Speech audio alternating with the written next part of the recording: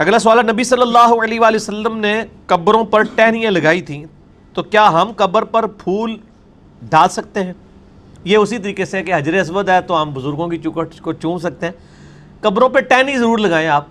پھول ڈالنے کی کوئی اصل نہیں ہے، کیونکہ نبی صلی اللہ علیہ وآلہ وسلم کے بارے میں بخاری مسلم میں آتا ہے، ایک سفر میں آپ دو قبروں کے پاس رک کے فرمایا ان دو قبر والوں کو عذاب ہو رہا ہے، ایک پیشاب کے چھینٹوں سے نہیں بچتا تھا، دوسرا چغلی کھاتا تھا۔ پھر آپ نے ایک ٹہنی اپنے مبارک ہاتھوں سے توڑی، اس کے دو حصے کیے، اس پہ ڈال دی، دونوں پہ لگا دی، فرمایا جب تک یہ ہری رہیں گی عذاب میں تخفیف ہوگی۔ اس میں اکثر محدثین کا یہ خیال ہے کہ یہ نبی علیہ السلام کے مبارک ہاتھوں کی برکت ہے، یہ نہیں ہے کہ آپ کسی کی قبر پہ بھی کوئی ٹہنی لگا دیں گے تو عذاب میں تخفیف ہوگی۔ اور یہ بات زیادہ مضبوط ہے، کیونکہ صحیح مسلم میں حدیث ہے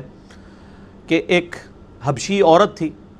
سیاہ فام، مسجد نبوی کی صفائی کرتی تھی، بخاری میں بھی اس کا کچھ حصہ موجود ہے، مسلم میں ڈیٹیل ہے، فوت ہو گئی، صحابہ کرام نے راتوں رات جنازہ پڑھ کے دفنا دیا، 2-3 دن گزرے، آپ صلی اللہ علیہ وآلہ وسلم نے فرمایا وہ عورت نظر نہیں آ رہی جو مسجد کی صفائی کرتی تھی، کہ یا رسول اللہ فوت ہو گئی تھی، ہم نے آپ کے آرام میں اس کو خلل سمجھتے ہوئے آپ کو نہیں بتایا،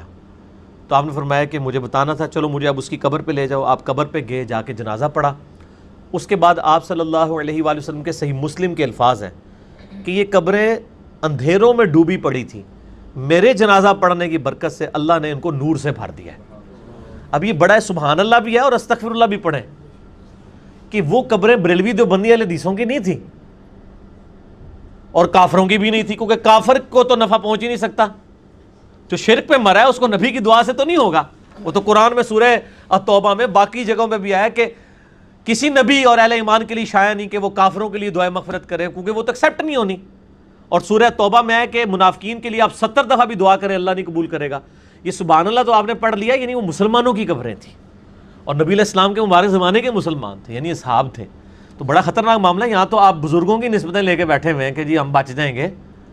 جنہوں نے حضور کی صحبت بھی کی ہوئی ہے، نبی علیہ السلام فرما رہے ہیں میرے جنازہ پڑھنے کی برکت سے ان کی قبریں جو ہے نور سے بھری گئی ہیں، تو اس لیے وہ ٹہنیوں والی بھی آپ صلی اللہ علیہ وآلہ وسلم کی مبارک برکت تھی۔ اگر کوئی اس پہ سنت پہ بھی عمل کرتا ٹھیک ہے، ٹہنیاں لگائے، پھول پھینکنا نہیں ہے، یہ تو بالکل فضول خرچی کر رہے ہیں، جا کے ایک پوری انڈسٹری پھولوں کی بنا لی ہے آپ نے، وہ خریدتے ہیں اور پھر ہر شب رات کے اوپر ریڑیاں لگی ہوئی ہوتی ہیں، عید کی راتوں میں ریڑیاں لگی ہوئی ہوتی ہیں، تو ٹہنی تو مفت مل جاتی ہے میرے بھائی، کہیں سے بھی کاٹیں، اور بلکہ جب مردے کو دفنایا جاتا ہے اس وقت بھی اس کے سرانے کی سائڈ پہ کوئی لوگ عموماً ایک لکڑی اور ٹہنی گاڑ دیتے ہیں قبر کی نشاندہی کے لیے، وہ جائز ہے۔